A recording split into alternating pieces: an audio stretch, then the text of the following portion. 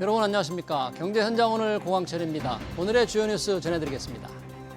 금융당국이 가상자산 거래소가 투자자들에게 가상자산을 빌려주는 대여 서비스를 당분간 중단하도록 했습니다.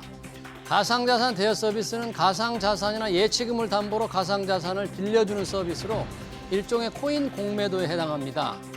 투자자들이 특정 가상자산을 빌려간 뒤 가격이 급락하면서 강제 청산을 당하는 등 피해가 잇따르자 금융당국이 지도에 나선 겁니다. 정부가 내년부터 월 수입이 509만 원 이하이면 국민연금이 깎이지 않도록 하는 방안을 추진합니다. 국민연금을 받는 사람들이 돈을 번다는 이유로 연금이 줄어드는 걸 개선하겠다는 건데요.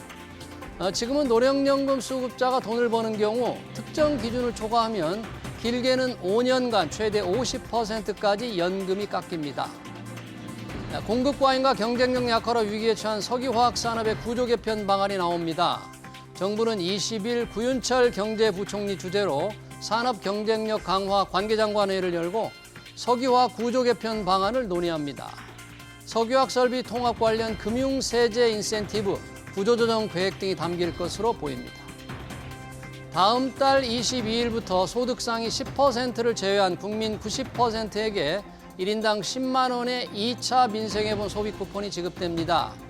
관심이 되는 지급 기준은 기준 중위소득 210%로 잠정 결정됐는데요. 재산세 과표 12억 원 이상이나 연 금융소득 2천만 원 이상도 제외됩니다. 정부는 2차 내수 활성화 대책도 강구 중인데 정부 돈으로 지속적인 내수 회복이 가능할지 이어지는 집중 진단에서 자세히 살펴보겠습니다. 경제현장 오늘은 SBS BJ앱과 유튜브에서도 실시간 시청 가능합니다. SBS BJ앱을 다운받아 시청하면 더 많은 정보와 뉴스를 볼 수 있습니다.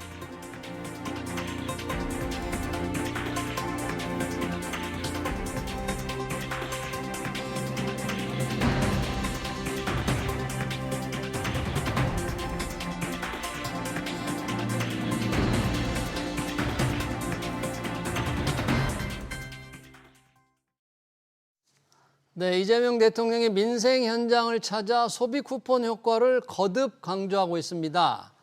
2차 내수 활성화 대책도 꺼내들었죠. 정치권 일각에선 전 국민에게 또 한 번의 소비 쿠폰을 뿌리기 위한 3차 추경 가능성까지 거론되고 있는데요. 재정으로 끌고 가는 내수 활성화 효과는 어떤지 그리고 어떤 문제가 있는지 두 분과 얘기 나눠보겠습니다. 홍성걸 국민대 행정학과 교수, 김용진 서강대학교 경영학과 교수 나오셨습니다. 어서 오십시오. 네, 안녕하세요. 자, 민생회복 소비 쿠폰들 잘 쓰고 계실 겁니다. 지금 1차 신청 거의 마무리 단계에 들어섰고 9월 22일부터 이제 2차 소비 쿠폰이 지급되는데 이번에는 소득 상위 10%가 제외됩니다. 과연 나는 10%에 들어갈까 궁금한데 홍성월 교수님, 네. 상위 10%는 제외되는데 두 번째 지급되는 어떤 기준이 지금 어떻게 얘기되고 있어요? 우선 하여간 소득 상위 10%다. 그럼 우리가 국민이 전체가 5천만이라고 생각을 한다면 그러면 이제 10%면 한 500만 정도 되겠죠. 산술적으로 보면 500만 명 정도 되고요. 정부가 이거를 계산을 해보니까 4인 가족 기준으로 한 1,280만 원 월 소득 4인 가족 기준. 이제 만약에 아이들이 없으면 아이들이 뭐 하나나 둘인데 어린단 말이에요. 소득이 없으면 그러면 1,280만 원 부부가 벌어서 1,280만 원을 버는 가정까지니까 그게 상당히 높은 거죠. 사실은 우리가 볼 때는 그렇게 저소득층이라고 볼 수는 없는 거죠. 이제 그렇게 지금 보이고 있는데 그뿐만 아니라 이제 금융소득도 있을 수 있고요. 또 부동산 등등의 자산도 있을 수 있단 말입니다.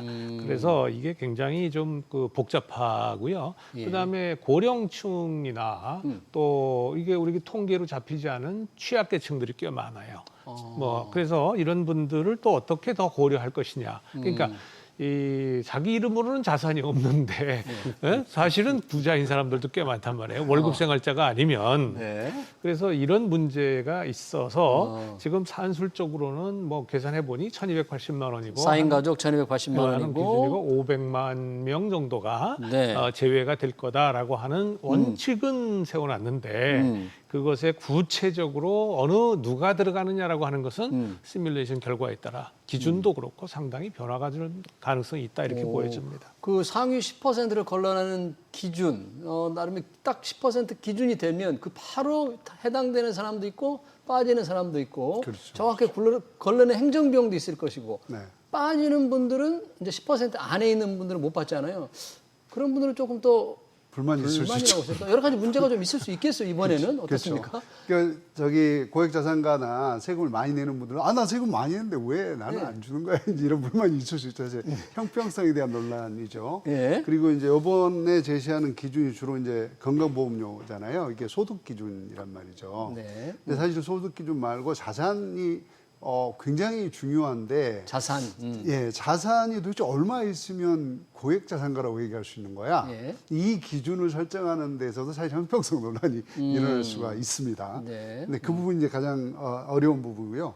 두 번째는 그러면 이제 건강보험 그 DB를 쓰는 건 쉬워요. 예. 그러니까 이제 예컨대 중위소득 210%다 그러면 중위소득이 있고 그거의 2배쯤 되는 고기를 잡으면 되는데 그럼 자산은 자산. 어떻게 할 네. 거냐 예. 이 이슈가 있거든요. 그러니까 사실은 신속하게 할 거냐 효율적으로 할 거냐 네. 정확하게 할 거냐 형평성을 높일 거냐 이거는 그것에 따라서 기본적으로 비용과 시간이 느려지는 거. 비용이 많이 들어가고 시간이 늘어져요. 예, 예. 정확성을 추구하면 추구할수록 시간과 비용이 훨씬 많이 들어가는 것이고 네. 그렇지 않고 좀 간단한 기준으로 하면 시간과 비용은 훨씬 적게 들어가면서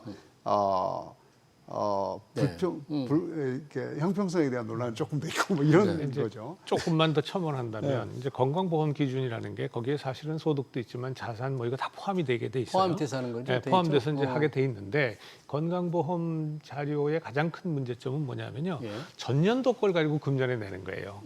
저 그렇죠. 1년도 네, 내는. 네. 근데 지금 전년에 비해서 금년에는 완전히 달라졌을 사람들이 굉장히 많습니다. 예를 그렇죠. 들어서 퇴직자. 전년에는 굉장히 소득이 많았는데 퇴직해서 금년에는 없어요. 근데 전년도 기준으로 내고 있어요. 뭐 이런 것들. 예. 그리고 아까 말씀하신 것처럼 이게 기준선이 있으면 그 보더라인 경계선에 걸려 있는 사람들 중에 조금 불과 얼마 차이로 빠지고 들어가고 하는 그런 것들 이런 것들이 있어서 네. 이제 참 부분에 어렵죠. 하시면서 국세청 자료를 쓰자는 얘기가 많이 나왔어요. 국세청 자료. 바로 소득이 월별 소득 집계가 되는 거니까 나오니까. 특히 이제 소상공인들의 경우는 저희 직장인들도 매월 홍보를 하잖아요. 네. 소상공인들의 경우는 매월 소득 자료가 있기 때문에 그걸 쓰는 게 좋겠다 이제 이런 일인데 그게 잘 안 되는 모양입니다. 아마 그건 홍성훈 교수님 잘 하실 것 같은데. 아니 뭐 그것보다도 국세청 자료라는 것은 사실은 우선 개인 본인이 동의하지 않으면 안 되는 그렇습니다. 근데 그게 가장 큰 그런 문제죠. 문제가 가장 있죠. 큰 문제가 예. 있고요. 그다음에 국세청 자료도 사실은 드러난 소득과 드러나지 않은 소득 굉장히 그렇죠. 차이가 많잖아요. 그래서 우리나라 사람들이 전 세계적으로 굉장히 머리가 좋지 않습니까? 특히 탈세에는 아주 뭐 굉장히 빠른 머리가 돌아서 국세청 자료도 솔직히 말씀을 드려서 그게 정말 정확한 거냐?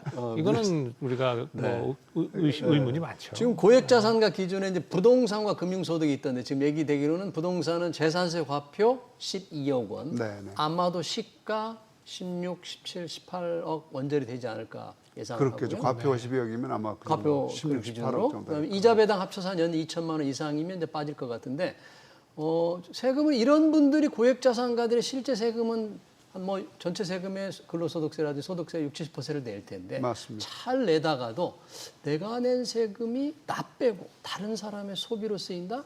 좀 고개를 갸우뚱할 것 같은 생각이 좀 듭니다. 맞습니다. 사실 그게 형평성 이슈죠. 아니 나는 그래서 많이 내라고 그래서 냈는데 왜 돈 줄 때 나는 안 주는 거야? 이제 이런 이슈가 있습니다. 하지만 이제 우리가 조금 더 대승적 차원에서 이해를 하고 가야 될 부분이 있는 거죠. 워낙 지금 내수 경제가 안 좋은 상황이니까 그런 부분에 대해서는 국민적 어떤 합의가 있지 않겠느냐라는 생각을 합니다. 내수 경기가 워낙 안 좋아서 민생하고 소비 쿠폰 지금 하고 있는데 실제 내수 심리를 소비 심리를 회복시키는 데는 조금 크게 좀 기여는 하고 있는 거죠? 이바지하고 있는. 그게요. 사실은 단기, 중기, 장기로 어느 시점으로 보느냐에 따라 다르죠. 예. 특히 소상공인들 입장에서는 소비 쿠폰이 딱 풀렸어요. 직후에는 사람들이 공돈 생겼거든요. 네. 그러니까 내가 하고자 했었던 거 근데 못했었던 것들 뭐 이런 것들이 있으면 뭐 막 살 거 아니겠어요. 네. 그러니까 직후에는 이게 효과가 좋아요. 그러니까 직후에는. 직후에 인터뷰한 뉴스의 피딩이라든가 이런 걸 보면 거의 대부분이 그냥 뭐 소상공인들이 얼굴이 활짝 폈어요. 야 이거 정말 좋다. 그런데요, 불과 한 달도 안 지났는데 벌써 우울해지기 시작을 한 겁니다. 아, 효과가 좀 뭐 사라지고 소멸되고 있는 거예요? 왜냐하면 쓸 사람은 먼저 다 먼저 썼거든요. 썼다. 그리고 그다음에 계속 소비가 돼야 되는데 소비가 안 되잖아요. 뭐 불과 15만 원 혹은 뭐 사람에 따라 차등을 줘서 55만 원까지 있었습니다만은 그러나 어쨌든 간에 그거는 소위 뭐 우리가 보통 옛날에 빨간 약이라고 그랬잖아요. 상처가 났어요. 그러면 여기 소독하는 소독제 네. 또는 아주 응급처치용이었단 말이에요. 응급처치 가지고 병의 뿌리가 없어지지는 않잖아요. 그렇죠. 근원적으로. 그러니까 결국은 우리나라의 지금 문제는 소비가 부족하다는 것도 있지만 그거보다 더 큰 문제가 네. 소상공인이 너무나 많아요. 우리 경제 규모에 비해서. 소상공인들이. 네? 네. 선진국 우리 OECD 유사한 국가에 비해서 뭐 우리가 한 20 지금 한 20 몇 프로 될 겁니다. 20% 초반 정도 될 건데 뭐 미국은 7% 미만이에요. 일본도 13, 4% 정도밖에 안 됩니다. 일본이 아주 굉장히 높은데 소상공인 비율이 높은데도 13, 4%. 우리는 20%가 넘어요. 그러면 이 부분을 언제까지 이렇게 소비 쿠폰으로 끌고 갈 거냐? 결국은 소위 말해서 기본소득을 매월 주는 거하고 똑같은 효과가 올 거 아니겠어요. 네? 그래서 이게 우리 재정으로 감당할 수 있느냐? 지난번에 8조 한 2, 3천억 썼죠. 네. 이번에 추가적으로 이게 필요한 게 또 이제 10만 원씩 4,500만 명한테 준단 말입니다. 그렇죠. 5조 가까이 되겠네요. 네, 그러니까 그런 정도의 비용이 들어간단 말이죠. 그러면 5조나 뭐 지금 13조 썼다고 가정을 합시다. 13조를 만약에 우리가 건설 인프라라든가 혹은 뭐 경기 회복을 위한 어떤 중장기적인 투자 재원으로 사용을 했다면 그것이 가져올 수 있는 중장기적 효과와 이렇게 단기적으로 소비 딱 우리가 그냥 말하자면 먹어치우고 마는 이런 효과하고는 다르죠. 근본적으로 다릅니다. 그래서 이 문제를 우리가 좀 고민할 필요가 있다. 네. 그렇죠.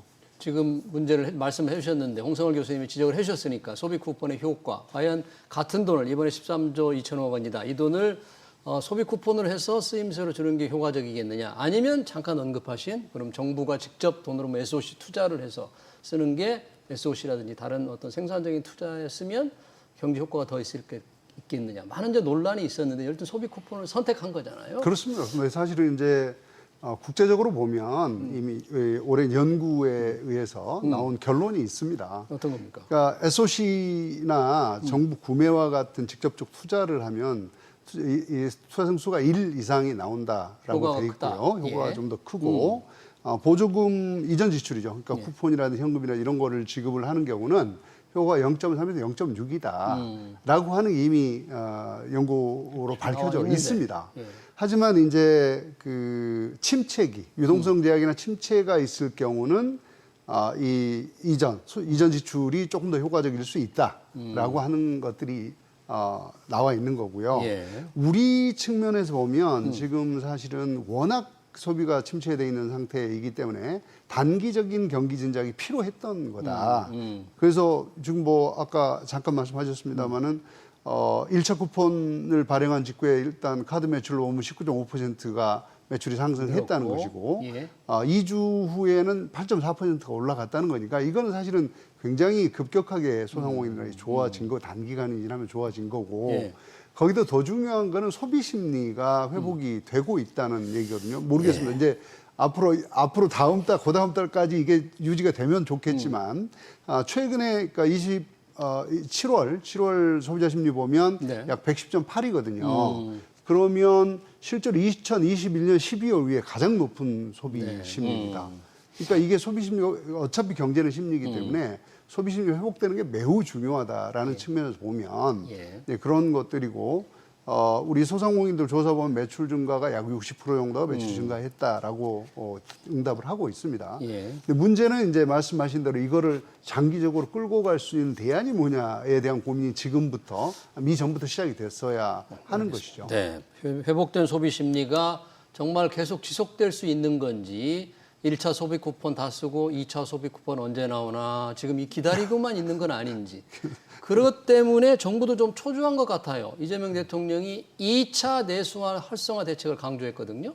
2차 내수. 지금이 1차 내수 활성화 대책에 의해서 하는 건데 야 2차라 그러니까 이게 뭔가 소비 회복이 계속 될 수 있도록 하겠다는 내용인데 정부가 또 소비 쿠폰, 전체 소비 쿠폰을 꾸리는 걸 생각하나 이런 지금 예상이 나오고 있는데 혹시 정부 어떤 생각을 하고 있었길래 2차 내수 활성화 대책을 얘기했을까요? 그거는 뭐 지금까지 정부가 발표한 내용도 없고요. 예. 또 지금 보도된 내용도 전혀 없습니다. 그래서 하여간 뭐 이 소비 활성화 대책을 지금 강조를 하고 있어요. 그래서 말씀하신 것처럼 심리적으로 볼 때의 소비자들이 내가 뭔가 쓸 게 있어야 쓰는 거 아니겠어요? 그렇죠. 그래서 이제 지금은 하여간 이 소비 쿠폰, 말은 소비 쿠폰이면 사실상 이전 소득인데 이전 소득이라고 하는 소위 응급처치를 한 겁니다. 그래서 이 숨 넘어가는 그 환자를 일단 숨을 돌리게 해놓은 겁니다. 근데 이거를 계속 소비 쿠폰 혹은 이런 그 이전 소득의 방식으로 계속 갈 수는 없는 거죠. 그러니까 분명한 것은 어떻게 하면 이 경제가 스스로 돌아갈 수 있게 만드느냐. 소상공인들까지. 소상공인이 저 운목이라면 그러면 아랫목에서부터 불을 떼야 저 운목에 가서 이제 그 이 불길이 따뜻한 거 아니겠어요? 네. 지금은 뭐냐면 그 운목에다가 난로 하나 갖다 놓은 거예요. 잠깐 쬐은 거죠. 그런데 거기에 난로에 뗄 나무가 없어요.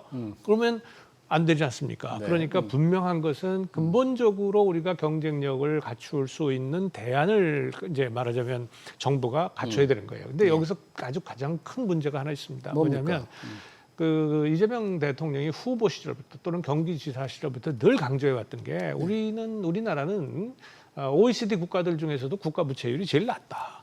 우리 빚 많이 내도 상관없다라고 계속 강조해 왔어요. 네. 그런데 갑자기 지금 이게 보니까 우리 재정이 고갈됐으니까 증세해야 된다. 이러고 돌아선 거예요. 증세. 네, 그래서 증세의 가장 1차 타겟이 지금 법인세였고, 뭐 그밖에 이제 또 증권거래세를 비롯해서 지금 세금을 이제 늘리고 부동산도 지금 과표 원래 그 과세 표준을 지금 정상화하겠다는 거 아니겠어요? 더 올리겠다.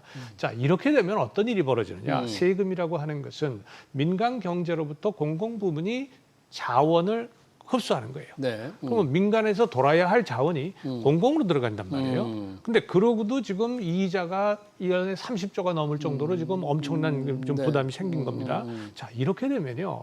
이 경제는 한마디로 얘기해서 기업들 입장에서는 법인세 계속 내야 돼. 아우, 나 힘들어 죽겠는데.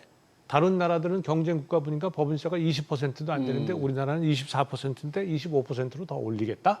이게 지금 이제 아주 심각한 문제가 되는 거죠. 예. 그래서 경제는 그렇게 정부가 관치를 통해서 활성화시킬 수 있는 게 아니다. 알겠습니다. 예, 지금 민생회복 소비 쿠폰으로부터 시작해서 재정 지출 확대로 내수 부양을 통해서 경제를 이끌어가겠다는 이재명 정부가 집권을 위해서 필요한 돈을 어떻게 하겠느냐. 이제 증세로 이어지고 있다. 법인세를 실제 올리겠다고 얘기를 했고요. 또 대주주 주식 양도세 물리는 대주주 기준도 좀 넓히겠다. 증권거래세도 올리겠다. 실제로 증세 조치들이 하나하나 나오고 있습니다. 아주 대규모 증세는 아닙니다만 방향을 그렇게 거기서 명확하게 해야 될 게 네. 증세가 아니고요. 증세. 문재인 정부 때로 돌아가는 거예요. 요 개념이 중요합니다. 세금 원상복귀라는 표현이 그렇죠. 윤석열 정부에서 25%가 24%로 내렸고 대주주 기준을 10억에서 50억으로 올려놨던 걸 그냥 돌리는 거다. 예.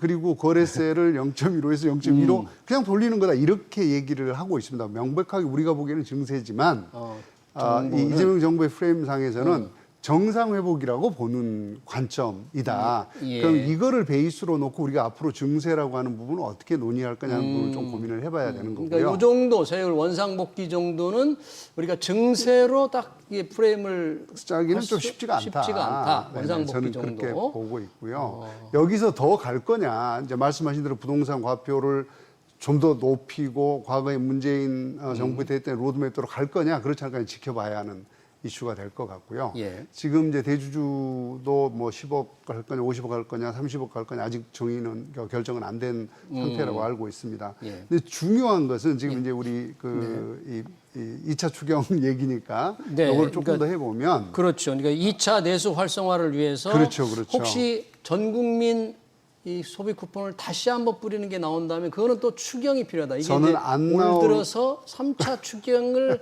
구상하는 게 아닌가 이런 예측이 있는 거죠. 네네 그 예측이 있는데 저는 아직 뭐 정부가 명확하게 얘기한 건 명확하게 없고요. 얘기하지도 않았고 그렇게 가지는 않을 거라고 봅니다. 왜요? 왜냐하면 이재명 대통령의 워딩을 보면 명확하게 표현이 돼 있어요. 제가 읽어드리면 10월 긴 추석 연휴입니다. 진짜로 길더라고요. 네. 긴 추석 연휴와 11월 에이펙 정상회의 등을 활용한 관광 서비스 소비 진작을 선제 준비하도록 하시오. 이렇게 부탁을 한 거거든요. 예. 이 얘기는 무슨 얘기냐니까 우리가 지금 이제 10월이 되면서 소비를 진작을 하려면 결국은 관광, 숙박, 교통 그리고 지역 축제 같은 것들을 결합해서 하는 프로모션을 조금 더 적극적으로 해라. 요게 이제 관료들한테 부탁을 하는 거고 예. 두 번째는 이제 문화 외식 이 쿠폰을 연계해서 조금 더 확대하는 거 예. 그리고 우리 이제 에이펙 같은 행사가 있으니까 그걸 어떻게 하면 우리 대규모 지역 상권 상생 소비와 관광과 결합을 시켜서 조금 더 지방 소비를 활성화해 줄 수 있겠느냐 이런 대안들에서 조금 더 구체적으로 고민을 해라라고 요구를 한 것 같아요. 그렇죠? 그래서 이거를 봤을 때는 이제 3차 추경으로 뭐 전국민 소비 쿠폰 지원 이런 거는 안 할 것 같고요. 네. 한다 하더라도 아주 타겟팅해서 아주 특별하게 네. 지금 말씀드린 그런 영역에 조금씩 붙지 않을까. 그러니까 예산으로 하는 게 아니고, 그러니까 네. 추경으로 하는 게 아니고 예. 기존의 예산으로 하지 않을까 이런 생각을 해봤습니다. 제가 조금만 뭐 네, 그렇죠. 반론 아닌 반론이라고 할 수 있는데 그 증세가 아니고 정상화다라고 예. 하는 거나 세금 정상화. 박근혜 정부 때 세율 안 올렸으니까 증세 아니다라고 하는 거나 그럼 무슨 차이가 있습니까? 내는 사람 입장에서는 다 돈 더 내는데요. 그렇죠. 더 빠지는데. 네. 그러니까 말로 부르기는 뭐 흰둥이냐, 흰구두냐, 백구두냐, 뭐 이 차이일 뿐이지 똑같은 증세는 마찬가지 증세다. 또 특히 국민 입장에서 시민들 입장에서 볼 때는 세금 올라가는 건 즉시 당연한 거죠. 기업 우선세가 아니 과거에 25%였다. 그건 벌써 과거 얘기고 뭐 지난 몇 년 동안 24%였는데 25%로 오르는 거 아닙니까? 그렇죠. 그러니까 그것을 뭐 정상화다 이렇게 표현하는 것은 그냥 말장난에 불과하는 것이고 또 특히 정치인들의 일종의 국민 홀리기 뭐 이런 정도로밖에 받아들이질 않아요. 문제는 그것이 우리 경제 전반에 어떤 영향을 미칠 것이냐. 지금 말씀하신 것처럼 경제를 활성화시키거나 혹은 코스피 5천 시대를 만들겠다라고 지금 하지 않았습니까? 그렇죠. 네. 그런데 거기에 증권 거래세, 양도세, 뭐 기타 등등 이거를 이렇게 부과를 엄청 하면서 코스피 5천? 그러니까 이게 무슨 거짓말하고 사기치는 거 아니냐? 이 국민들은 그렇게 생각한단 말이에요. 예. 그러니까 뭐라고 부르고 이름을 뭐라고 부르든 표현하는 게 중요한 것이 아니라 국민들이 그걸 어떻게 받아들이느냐가 굉장히 중요한 것이고 예. 그것이 실제 우리 경제에 미치는 영향이 어떠냐 이게 가장 중요한 겁니다. 네, 지금 이제 과연 증세냐, 뭐 세금의 원상복귀냐의 어떤 표현의 문제일 뿐이지만 바로 그 얘기가 나오는 이유가 돈을 더 쓰려면 돈을 더 재원이 더 필요하잖아요. 지금 보니까 이번 소비 쿠폰까지만 해도 한 해 이자, 국채 이자가 지금 30조 원이 올해 넘는다는 거잖아요. 그렇습니다. 이 30조 원이 넘는다는 얘기는 만약에 민생용 소비 쿠폰을 더 뿌리는 게 어떤 정책으로 돼서 3차 추경을 하게 된다면 이자가 훨씬 늘어나니까 아까 김영주 교수님께서 3차 추경은 좀 아닐 것이다라고 하는 것도 이자 부담 아니겠어요? 이 정도면 그렇습니다. 상당히 심각한 거로 봐야 되는 거 아닙니까? 지금은 이제 부담이 너무 많아져서 이게 뭐 이재명 정부의 잘못은 아니지만 어쨌거나 정부의 연속성이 있고 국가 재정이 고갈되는 이슈는 똑같은 거고요. 그래서 이제 30조를 추가로 이게 이제 그 국회 예산정책 예정처 국회 예정처에서 나온 거라서 좀 더 정확한 숫자인 것 같아요. 30조를 추가로 부담하는 거는 맞는 것 같고 그러면 이거를 이자로만 그렇게 한다 그러면 이거 어떻게 할 거냐에는 고민을 심각하게 좀 해야 될 상황이라고 보입니다. 그래서 지금 정부는 이제 사실은 증세는 아예 얘기를 꺼내지 않고 있어요. 지금 이제 우리 홍 교수님 말씀하신 대로 그게 정상화라는 표현이 말은 안 증세지 뭐냐? 하지만 세금은 늘어나고 있다는 게 이제 홍 교수님 말씀이시죠. 그렇죠. 이제 표현은 어떻게 쓰는 관계없이. 그런데 어쨌거나 증세라는 얘기는 하지 않고 있지만 기본적으로 재정 지출의 구조 조정과 세입 뭐 탈루 없애거나 세입 기반을 확대한다거나 이런 방식으로 사실은 세금을 이제 추가로 걷겠다. 뭐 이렇게 얘기를 하고 있는 것 같아요. 이게 어느 정도까지 구체적인 숫자인지는 정확히 잘 모르겠어요. 제가 뭐 언뜻 얘기 듣기로 약 100조까지는 그렇게 할 수 있다라고 얘기를 하는 것 같아요. 5년간에 걸쳐서. 네네. 네. 정부 입장에서 지금 재정 적자는 그렇게 세출 구조 조정과 탈루와 그다음에 세입 기반 확대를 하면 메꿀 수 있다라고 지금 정부 기재부에서 얘기를 하고 있는 것 같은데 예. 구체적인 메커니즘 아직 나온 거는 없습니다. 그래서 네. 지금 지켜보고 있는 중이고요. 예. 만약 그렇게 될 수 있다면 뭐 다행인 일이고 그렇지 않다면 정말 혁신적인 아이디어들이 나와야죠. 제가 더 혁신적인 아이디어 드릴게요. 아주 어떤 쉬운 겁니까? 구조조정 방법이 있습니다. 세출, 정부 그럽니다. 재정 지출을 좀 그렇습니다. 줄이는 방법. 네, 우선 가덕도 신공항부터 백지화 시키십시오. 가덕도 신공항이요. 그거 50조짜리입니다. 네? 그것뿐만 아니고 좋은 말씀이에요. 전국에 소위 선거 때마다 그냥 공약으로 남발한 게 수도 없이 많습니다. 맞습니다. 불필요해요. 네. 낭비입니다. 그런 것부터 없애시면 그것만 없애도 200조 아주 쉽게 만듭니다. 예. 근데 이거 현실성이 좀 있는 주장을 하셔야 될 텐데 가덕도 신공항에 대해서는 지금 야당도 찬성해서 신공항을 하기로 했거든요. 그러니까 정치인들이 진정으로 나라를 위하고 후손들을 위한다면 가덕도 신공항부터 백지화 시켜야 된다. 네. 그건 분명한 사실이고요. 그것뿐만 아니라 전국에 그 소위 그 선거 때문에 남발한 공약들이 굉장히 많아요. 예. 근데 그게 과거에는 그냥 빌공짜 공약으로 아유 죄송합니다. 제가 좀 펴기 위해서 진짜 그랬습니다고 솔직히 시인하고 이거 그러나 좀 정밀히 분석을 해보면 이게 안 되겠습니다라고 그냥 하고 넘어갔을 수 있는 사업들도 지금 여기저기서 막 벌어지고 있는 겁니다. 네. 그래서 지역 주민들도 그렇고 우리 국민 전체가 세상을 똑바로 보셔야 돼요. 이게 지금 우리가 이런 식으로 풍요롭게 떵떵거리고 살 수 있는 시대가 지금 아닙니다. 네. 이재명 대통령이 그 비유의 천재잖아요. 그러다 보니 이런 말씀을 하셨더라고요. 가을에 한 가마 수확할 수 있다면 네. 한 대박 빌려다가 씨 뿌려야 될 거 아니냐. 네. 맞는 말씀이죠. 그런데 지금 이재명 대통령께서 하시는 거는 이재명 정부 하는 거는 한 대박 빌려다가 그냥 먹는 겁니다. 나눠서 씨를 뿌리는 게 아니고 나눠 먹고 나서 가을에 가서 그게 한 가마가 됩니까? 그게 이게 무슨 요술방망이도 아니고 네. 나눠 먹어서는 안 되는 거죠. 씨를 뿌려야 되는 이제 거죠. 먹을 거가 없어서 먹을 게 필요할 수도 있고요. 이제 아마도 뭐 앞으로는 하겠죠, 그렇게. 주제를 우리가 주제 쪽으로 조금 좁혀가서 말해 본다면 지금 이제 소비 쿠폰을 이제 2차 소비 쿠폰이 곧 다음 달 22일부터 나가잖아요. 네, 이후에 한 번 더 할 거냐 마냐 이런 논란이 좀 있는데 그거는 어차피 임시 방편이니까 그렇습니다. 소비를 조금 지속적으로 활성화할 수 있는 근본적인 대책이 있어야 될 텐데 우리 김용진 교수님은 혹시 어떤 게 꼭 필요하다 이런 걸 먼저 해야 된다. 소비 쿠폰만 계속 나눠줄 수는 없잖아요. 사실은 이제 아까 옹 교수님 말씀하셨지만 크게 한 3가지 정도를 얘기를 할 수 있을 것 같아요. 말씀하셨지만 우리나라 일단 자영업자 너무 많다라는 거는 문제. 생산성이 매우 낮다는 얘기거든요. 지금 우리 지금 데이터를 보면 우리 내수의 구조적 제약들이 있어요. 예. 다시 말해서 서비스 생산성이 매우 낮다든지 또는 가계 소비 여력이 없습니다. 부채가 매우 높고 주거 비용이 높고 육아 부담이 높아 이게 안 되는 거거든요. 그리고 지역이 이미 굉장히 어려운 상황이에요. 그러니까 이 구조 수도권만 갖고는 할 수가 없거든요. 이 구조를 바꾸지 않고는 근본적 대책은 나올 수가 없다라는 차원의 이야기를 할 수가 있는데 그래서 사실은 서비스업 생산성을 어떻게 높일 거냐는 고민을 AI라는 것도 툴도 많이 나왔고 이런 거를 통해서 서비스 생산성을 적극적으로 높이는 그런 디지털로 전환을 하거나 AI를 활용하고 이런 걸 통해서요.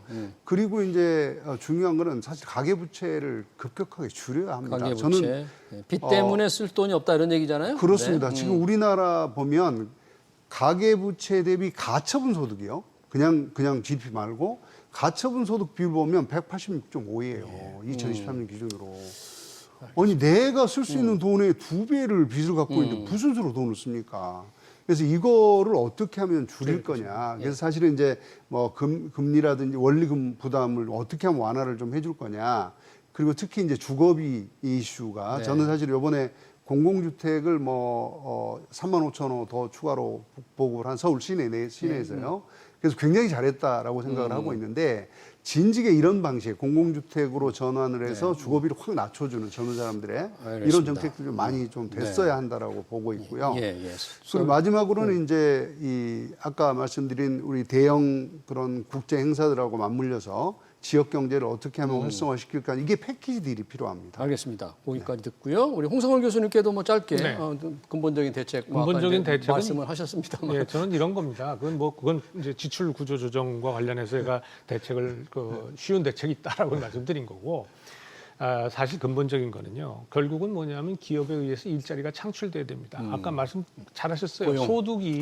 소득이 없는데 가처분 소득이 없는데 무슨 수로 소비가 증가합니까? 그러니까 가처분 소득을 늘릴 수 있는 유일한 길은 뭐냐면 일자리 창출이에요.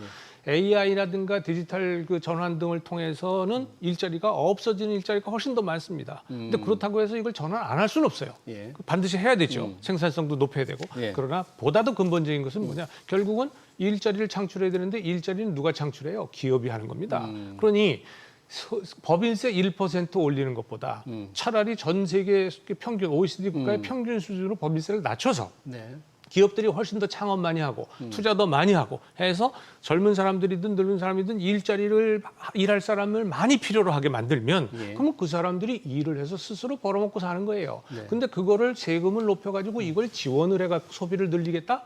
그건 일시적일 수밖에 없는 거죠. 근본적인 대책은 오히려 세금을 줄여야 된다. 그래야 기업이 활성화되고 창의적인 기업이 자꾸 나오고 일자리가 창출이 돼야 국민들의 주머니가 소득해진다. 이렇게 말씀드리겠습니다. 알겠습니다. 정부가 구상하는 2차 소비 쿠폰, 곧 나올 2차 소비 쿠폰과 2차 내수 활성화 대책 관련 토론 여기서 마치도록 하겠습니다. 지금까지 홍성걸 국민대 행정학과 교수, 김용진 서강대 경영학과 교수 나오셨습니다. 고맙습니다.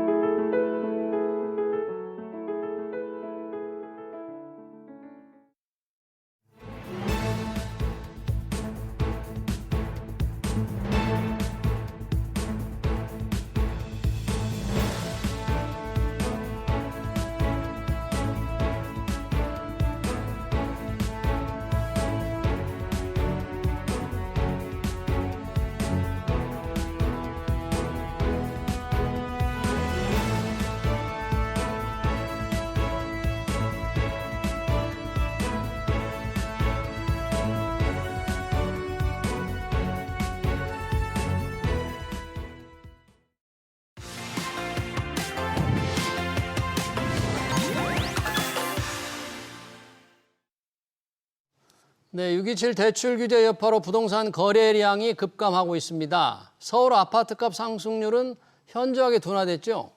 하지만 공급 확대 없이는 다시 오를 거라는 불안감도 여전합니다. 정부는 곧 공급 대책을 내놓는다는데 어떤 내용이 포함될지, 향후 집값은 어떻게 될지 고준석 연세대 경영전문대학원 상남경영원 교수 모시고 얘기 들어보겠습니다. 교수님 어서 오세요. 네, 안녕하세요.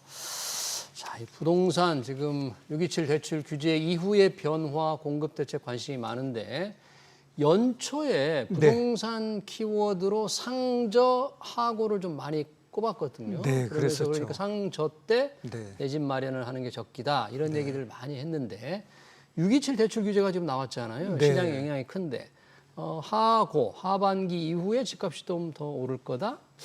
좀 유효합니까 아직도? 어떻게?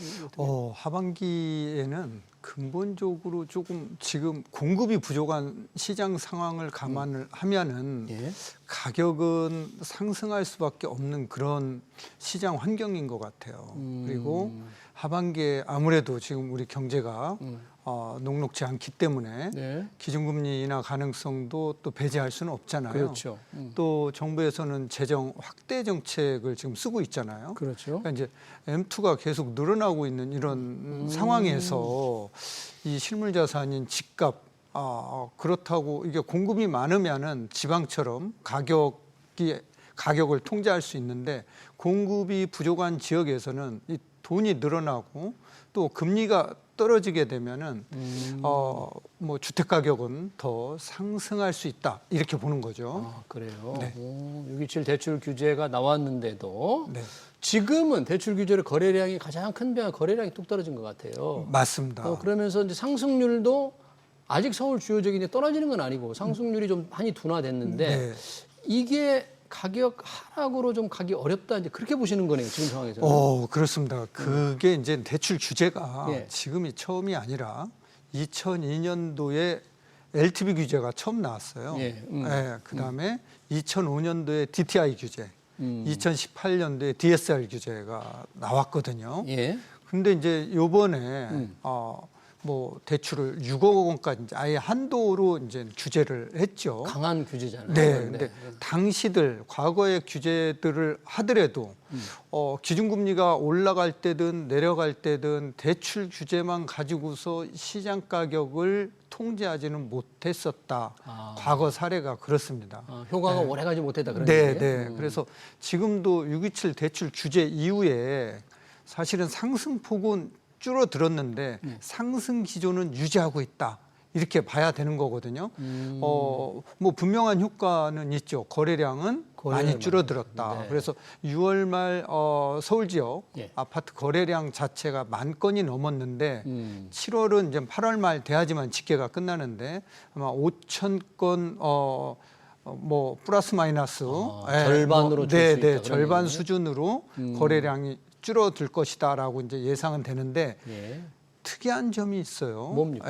일반적으로 거래량이 줄어들면 가격도 떨어지는 게 일반적인 현상이었는데 그렇죠. 수요가 그동안에 주니까. 네. 네. 그런데 지금 서울 이 주택 시장에서는 거래량이 떨어지지만 가격은 떨어지지 않고 있다.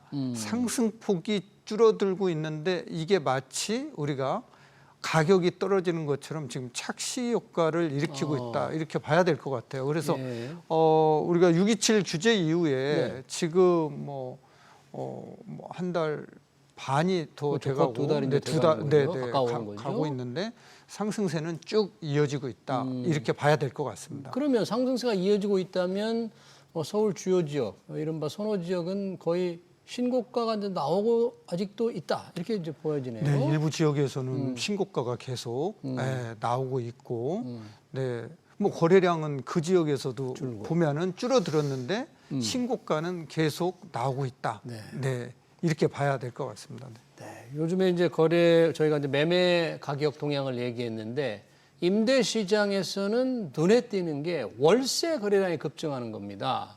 올해 월세 거래량이 지금 100만 건을 돌파했다. 월세 비중이 60%를 넘고 있다. 이것도 627 대출 규제의 영향으로 지금 월세 전환이 가속되는 겁니까? 그렇죠. 지금 이제 결국은 전세 물량이 줄어들기 때문에 그런 거거든요. 예. 물량이 줄어드는데 가격은 올라가니까 전세 가격을 목돈으로 1억, 2억을 올려줄 이 능력이 안 되니까 이게 안 되니까 여력이 안 되니까 1억, 2억 올라가는 이 전셋돈을 월세로 전환시키게 되는 거죠. 또 대출 규제를 6억까지 하다 보니까 전세 사는 사람들이 실수요자로 내 집을 마련해서 그쪽으로 이사를 가고 전셋집의 물량이 나와줘야 되는데 그 물량이 안 나오는 거죠. 이제 그 이동을 못 하니까 거기에다가 임대인들이 지금 월세를 굉장히 선호하고 있어요. 임대인들은 은행에 지금 뭐 예금 금리는 대출 금리는 잘 안 떨어지는데 예금 금리는 엄청 많이 떨어지고 있잖아요. 그렇죠. 그러니까 전셋돈을 받아서 운영하기가 쉽지 않다. 그래서 차라리 월세를 받아서 그 돈으로 이제 생활에 쓰자 이제 이런 거거든요. 그래서 월세 선호 현상이 뭐 지속적으로 일어나고 있고 특히 전세 가격이 많이 올라가다 보니까 계약갱신 청구권을 써서 딴 데로 이사를 못 가는 거죠. 그 집에 조금 더 눌러 사는 2년 더 이런 현상들이 일어나다 보니까 매물은 급감하고 있는 거죠. 이렇게 급감하다 보니까 그 전셋값은 올라가게 되고 이 전셋값이 결국은 매매 가격을 밀어 올리는 이러한 이제 현상들이 시장에서는 나타나고 있다 이렇게 봐야 될 것 같습니다. 뭐 시장의 변화가 비슷할 텐데 혹시 어떤 특정 지역에서 월세화가 전세 월세화가 가장 좀 빠르게 진행된다거나 두드러진다거나 이런 지역이 좀 혹시 보입니까? 일단 월세화가 가장 높게 나타나는 지역이 동대문으로 나타나고 있고요. 동대문. 네, 그 다음에 이제 종로구, 용산구, 금천구 이런 순으로 나타나고 강남구도 전세 월세 비중 자체가 53%로 지금 예. 나타나고 있습니다. 네. 상당히 좀 높은 수준으로 지금 그렇습니다. 가고 있는데 네. 월세라는 돈은 이제 뭐 사실 전세도 이자 부담이 있기 때문에 비슷한 지출이지만 월세는 돈이 이제 지급하면 끝나버리잖아요. 네.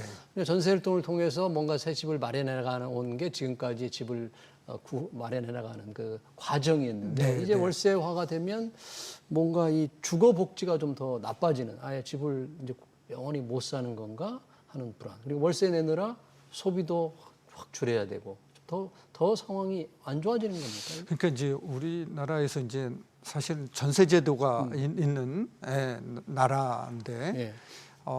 이 전세 대출을 해주기 시작한 때가 2005년도에 시중은행에서 전세자금 대출을 해줬거든요. 2005년. 그러니까 2004년도에 주택금융공사가 생기면서 네.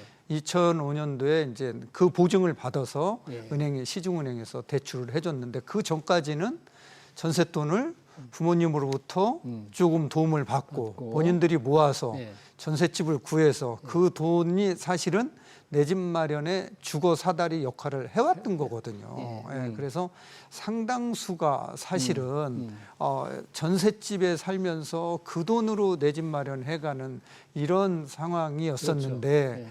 이제는 뭐 대출을 받아서 돈이 없어도 대출 받아서 사실은 뭐 전셋집에 살고 그러니까 주거 사다리 역할을 예. 전세 대출을 받아서 전셋집에 사는 사람들은 예. 주거 사다리 역할이 지금 안 됐는데 그럼에도 불구하고 대출을 안 받고 전세 사는 사람들은 되게 많습니다. 예, 그런데 그렇다라고 하면 이렇게 전세 가격이 올라가고 월세화가 자꾸 지속이 되고 한다라고 하면은 주거 비용이 증가할 수밖에 없거든요. 네. 그러니까 봉급쟁이들이 2년 뒤에 갑자기 1억 원, 2억 원을 갑자기 올려줄 수 없거든요. 그렇죠. 그러면 이제 이 돈을 이제 월세화로 전환을 해야 되는데 지금 예. 시장에서는 1억당 월세 전환 비중 자체가 40만 원에서 50만 원 수준 하거든요. 4 내지 5%. 네. 그러면 이제 2억이면은 거의 이제 80만 원에서 100만 원 수준인데 네.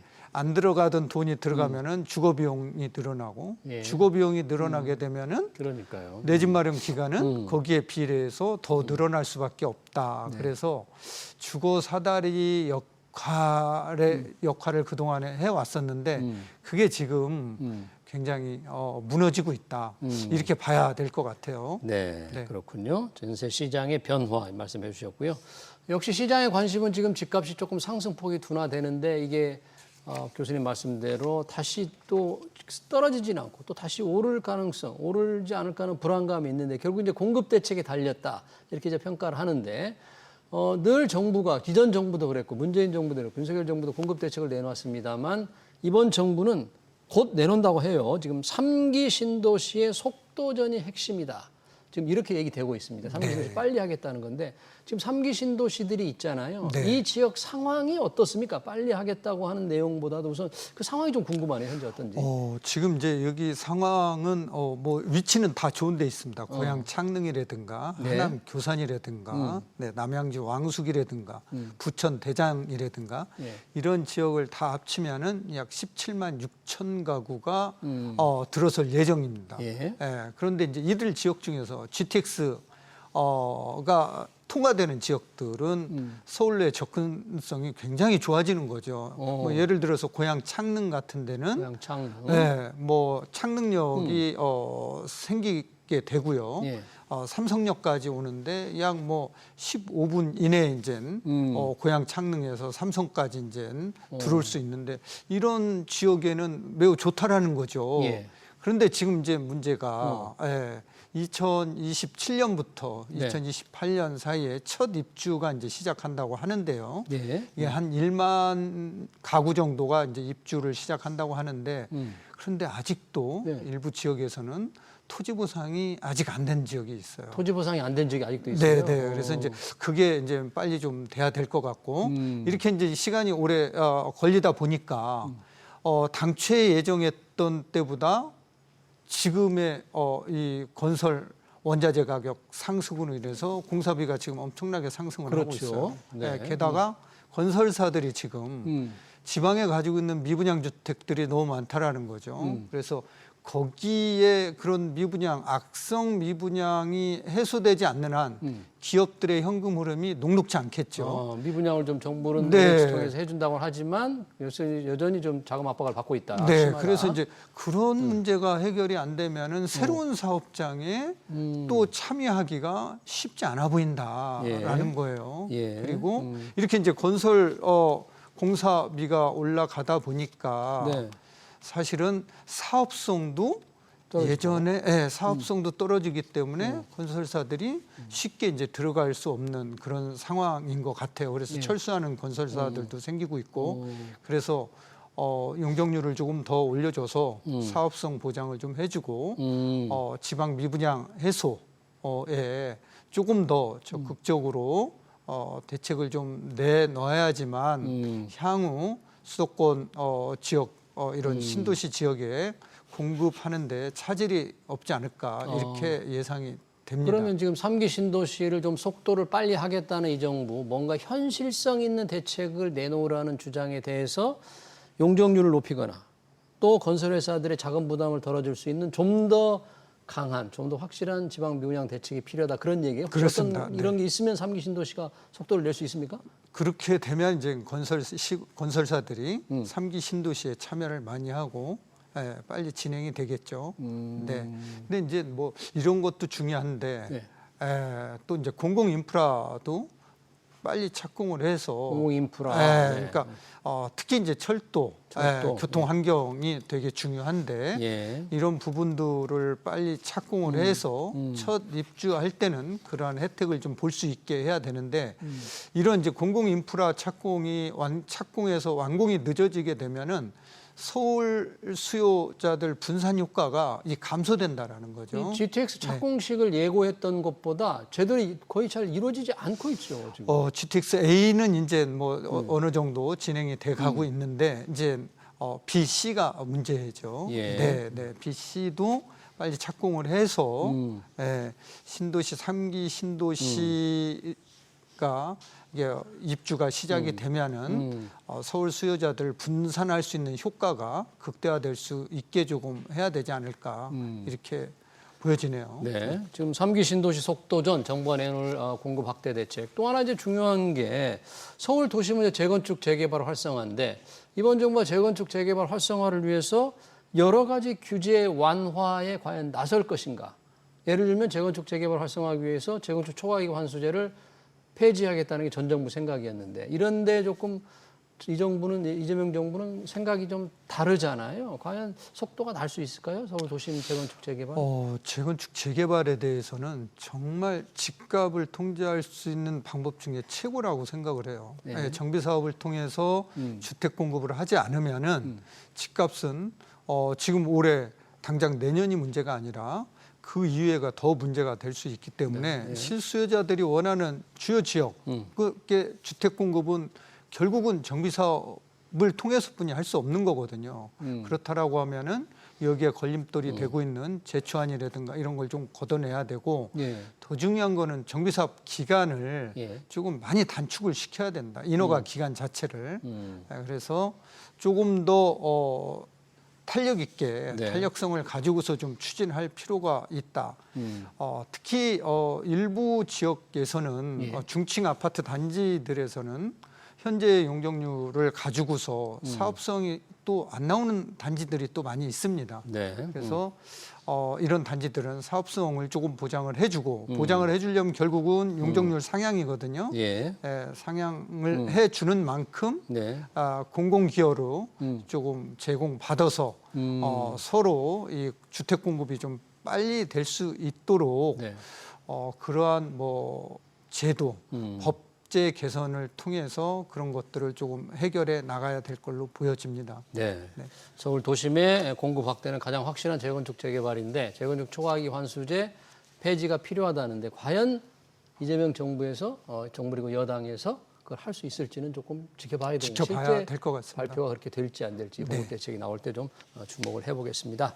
최근 부동산 시장 동향과 공급 확대 정책 관련 얘기 잘 들었습니다. 지금까지 고준석 연세대 경영전문대학원 상남경영원 교수였습니다. 네, 고맙습니다. 감사합니다.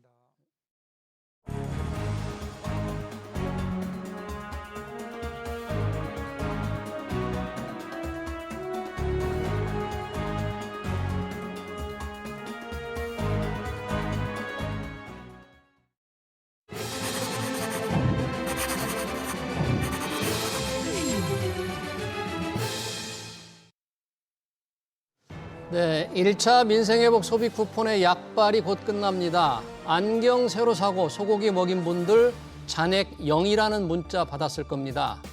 정부도 초조함을 느낀 건지 2차 내수 활성화 대책을 강구한다고 합니다. 전국민 소비 쿠폰을 또 뿌릴 거라는 예상마저 나오는데요. 진통제를 계속 맞을 수는 없습니다. 진정한 내수는 좋은 일자리와 물가 안정에서 나옵니다. 왜 국내에서 일자리가 안 늘어나는지, 물가는 왜 안 잡히는지 이런 본질적인 문제부터 차근차근 해결해 나가기를 바랍니다. SBS BG 경제 현장 오늘 여기서 마치겠습니다. 시청해주신 여러분 고맙습니다.